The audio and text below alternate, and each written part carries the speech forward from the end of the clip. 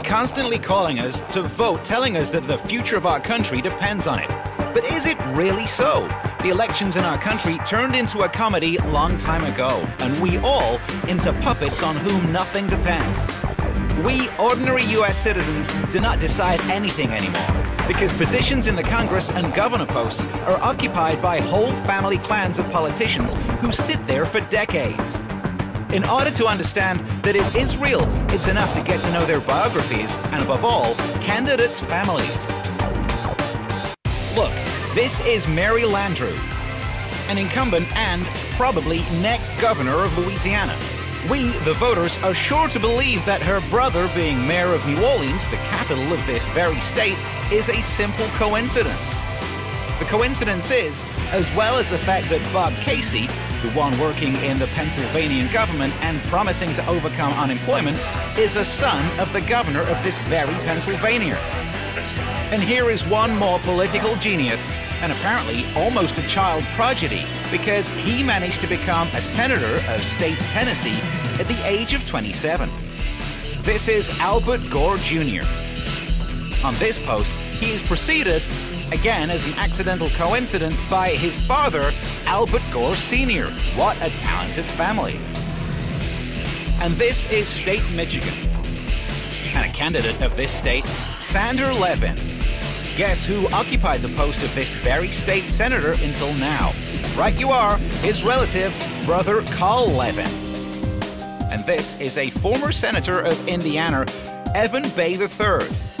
He held the position only 2 terms, as opposed to his father, Birch Evan Bayh, who occupied this post of the very state Indiana for 20 years. And this is a candidate from Kansas, Pat Roberts, and his father, Charles Roberts, who until recently was a member of the National Republican Committee. The states of New Mexico and Colorado are divided by brothers Udall, Tom and Mark. And this is one of the northmost states of our country, Alaska. Look, the pictures show how Frank Murkowski, former senator of Alaska, celebrates his birthday in a friendly circle.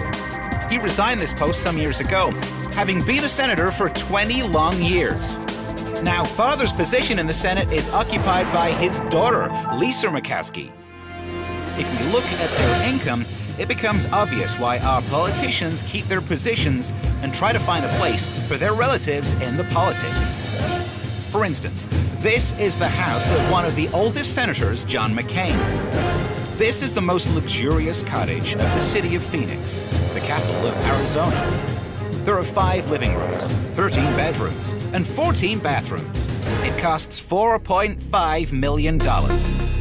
When in an interview, journalists asked a well-to-do senator how many cottages he had, he for some reason found difficulty in replying and said he didn't remember exactly, maybe 8, maybe 9. The American politicians receive such huge sums of money for lobbying of big corporations and passing laws beneficial to them. For example, lobbying the small arms companies for which wars in Iraq and Afghanistan are necessary as much as the air one breathes. Let's ask ourselves, why do we endure it? And why do we keep silence looking at this political mafia which endeavors only for their financial interests and neglects America's interests? Why does the contemporary political mafia unleash ever new wars and turn America, a great country, into its own possessions? The most striking example is the state of Texas, which the Bush family run as their own rancho. This is a family photo of the Bush clan. In the foreground, there is George Bush Sr., who was the U.S. president in 1981 to 1989. Behind him, we see George Bush Jr., former U.S. president who headed the country for 2 terms. In the background, there's the younger family member, Jeb Bush. This is one more picture of him, but he is older, embracing his elder brother. In the youth, he used to be an oil industry businessman. Having become older, he got a position of Florida governor. And these are only one of present members of the Bush family who are in power. One more Bush, by the way, George as well, has recently appeared in the official Olympus. Here is this young man, George Prescott Bush, who is 30 years of age. He's George Bush's son, and he got a position of land emissary in the Bush's homeland, the state of Texas. There's no gainsaying it. Apparently, this is a very talented family whose descendants will decide the rules of our country existence for a long time.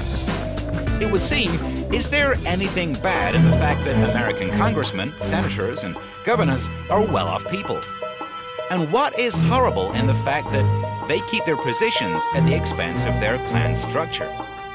But the world experts think that political clans prevent ordinary Americans, maybe far more talented, from nominating for power. But the most curious thing is that that is how Italian Cosa Nostra, simple to say, mafia, was created, at the expense of family clans. The same mafia, but of the political character, doesn't let new political power get into Congress today. And that's why our country is constantly at war and spends billions on the army instead of spending this money on public health, education, or struggle with illegal immigrants.